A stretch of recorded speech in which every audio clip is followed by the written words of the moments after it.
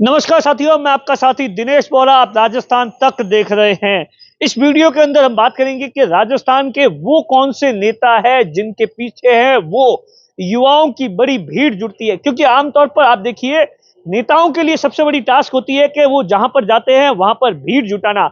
और भीड़ जुटाने के लिए कई राजस्थान के ऐसे नेता है जिन्हें कई जतन करने पड़ते हैं। यहाँ तक कि आमतौर पर आप देखते होंगे कि बड़ी बड़ी रैलियां होती है या छोटे मोटे कार्यक्रम है, उसमें भीड़ जुटाने के लिए नेताओं को कभी गाड़ी भेजनी पड़ती है, कभी पेट्रोल देना पड़ता है, कभी खाना खिलाना पड़ता है। ऐसे तमाम तरीके के जतन करने के बाद में भी थोड़ी बहुत भीड़ जुटती है।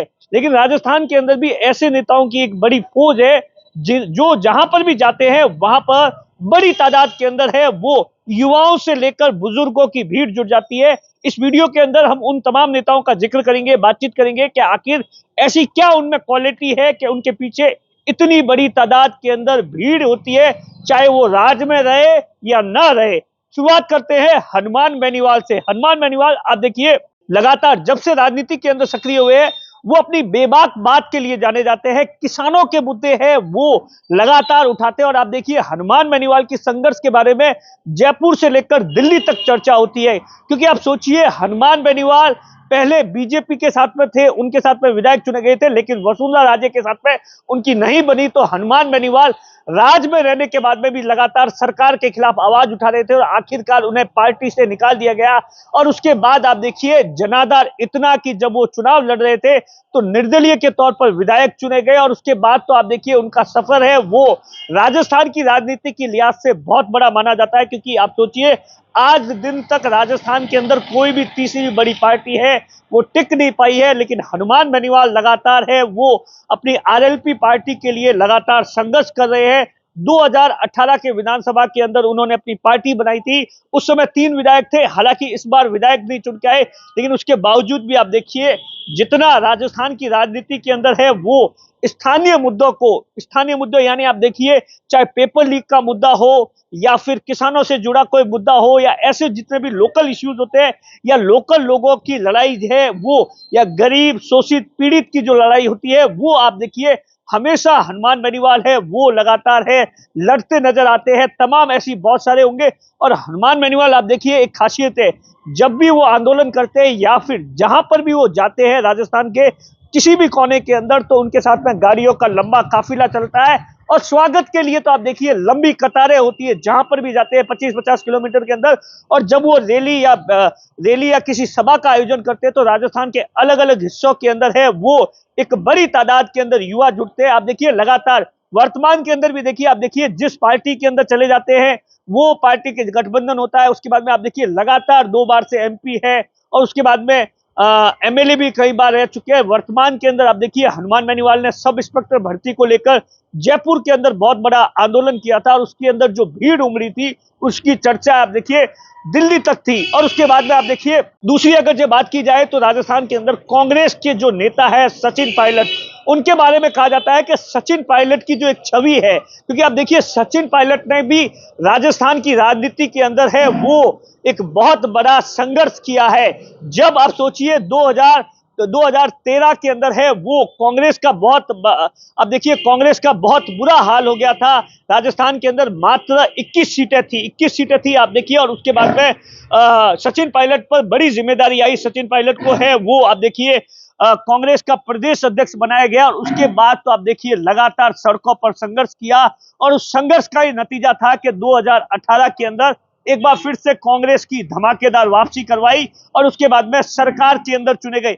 आज भी आप देखिए, राजस्थान के अंदर 1.5 साल हो गए, कांग्रेस विपक्ष में है, लेकिन सचिन पायलट अगर जो राजस्थान के अंदर कहीं पर भी चले जाते हैं या कहीं किसी भी कार्यक्रम के अंदर चले जाते हैं, रैली के अंदर चले जाते हैं, तो वहां पर हजारों की तादाद में लोग उनका इंतजार करते हैं, उन्हें सुनने के लिए लोग इंतजार करते हैं। क्योंकि उनकी भाषा और उनका जो एक नेतृत्व है, क्योंकि आप देखिए, राजस्थान की राजनीति के अंदर ये वो, चाहे हनुमान बेनीवाल हो, सचिन पायलट हो, ये वो नेता है जिन्होंने, क्योंकि आज से 10, 15, 20 साल पहले आप देखिए, राजस्थान की राजनीति में अंदर क्या होता था कि जो नेता है वो 50-60 साल की उम्र में होते थे, वो राजनीति के अंदर एंट्री करते थे। लेकिन इन दोनों ने आप देखिए, सचिन पायलट ने तो एक बड़ी फौज खड़ी कर दी युवा नेताओं की, कई लोगों को विधायक बना दिया, यहां तक कि एमपी तक बना दिया।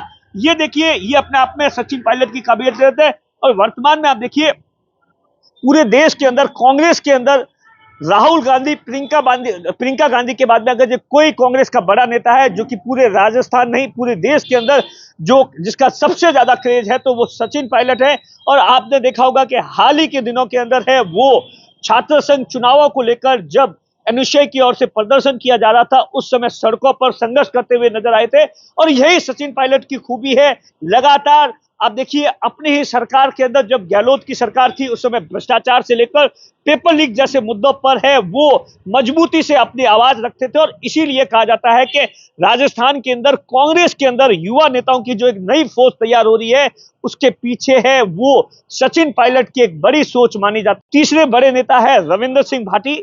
आप देखिए रविंद्र सिंह भाटी उनका जैसे ही वो छात्र संघ के अध्यक्ष बने थे और उस समय जिस तरीके से वो एबीवीपी से लगातार दावेदारी कर रहे थे और अचानक ही उनका टिकट कट गया और उसके बाद में उन्होंने निर्दलीय चुनाव लड़ा। उसके बाद में जिस अंदाज के अंदर 54 साल की राजनीति के अंदर जोधपुर के अंदर पहली दफा कोई आप देखिए निर्दलीय चुनाव जीता। और उसके बाद तो आप सोचिए लगातार है वो जहां पर भी जाते हैं उसके बाद जहां पर उन्होंने तमाम आंदोलन किए चाहे जोधपुर के अंदर से लेकर जयपुर के अंदर छात्र संघ के मुद्दों पर तमाम तरीके से आंदोलन किया लगातार है वो।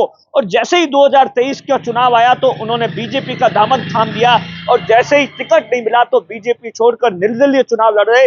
और उसके बाद तो आप देखिए लगातार लोकसभा चुनाव के अंदर रविंद्र सिंह भाटी को लेकर है वो जबरदस्त तरीके से पूरे देश के अंदर चर्चा चल रही थी। और अभी फिलहाल के अंदर आप देखिए रविंद्र सिंह भाटी है वो क्योंकि आप देखिए राजस्थान के अंदर बीजेपी है बीजेपी सरकार में है और कांग्रेस विपक्ष में है लेकिन कांग्रेस स्थानीय मुद्दों को जितना उठाना चाहिए वो उठा नहीं पाती। इसीलिए आप देखिए हनुमान बेनीवाल हो या रविंद्र सिंह भाटी हो ये दोनों ऐसे नेता है जो कि लगातार है वो पिछले 1.5 साल से लोकल इश्यूज होते हैं जो एक आम लोगों की समस्या होती है। आप देखिए ओरन को लेकर रविंद्र सिंह भाटी ने जिस तरीके से सरकार और कंपनियों के खिलाफ मोर्चा खुला था उसकी चर्चा जयपुर से लेकर दिल्ली तक थी। और उसके बाद में हाल ही के अंदर आप देखिए खेजड़ी का बहुत बड़ा एक आंदोलन है वो खेजड़ी को बचाने के लिए जिस तरीके से सरकार से कंपनियों के खिलाफ आवाज उठाई थी। रविंद्र सिंह भाटी का भी आप देखिए राजस्थान ही नहीं देश के अंदर उनका एक अलग ही जलवा है। जहां पर भी जाते हैं भीड़ उनके पीछे आती है युवाओं की फौज है। आज ही का दिन का एक कार्यक्रम देख लीजिए मेरे हिसाब से सीकर या कहीं पर कार्यक्रम में जा रहे हैं और वहां पर आप देखिए जिस अंदाज के अंदर उनके साथ में गाड़ियों की एक लंबा चौड़ा काफिला चलता है। और इसके अलावा भी बहुत सारे ऐसे नेता हैं निर्मल चौधरी से लेकर थान सिंह डोली ये वो तमाम नेता है जो कि आप देखिए अगर जे आने वाले समय के अंदर बड़े विधायक या मंत्री विधायक या सांसद चुने जाते हैं तो इनके पीछे भी एक बहुत बड़ी कुल मिलाकर राजस्थान की राजनीति के अंदर ये 3 बड़े चेहरे हैं जो कि लगातार है वो युवाओं की राजनीति को बहुत आकर्षित करते हैं। दिनेश मौर्य, बाड़मेर, राजस्थान तक।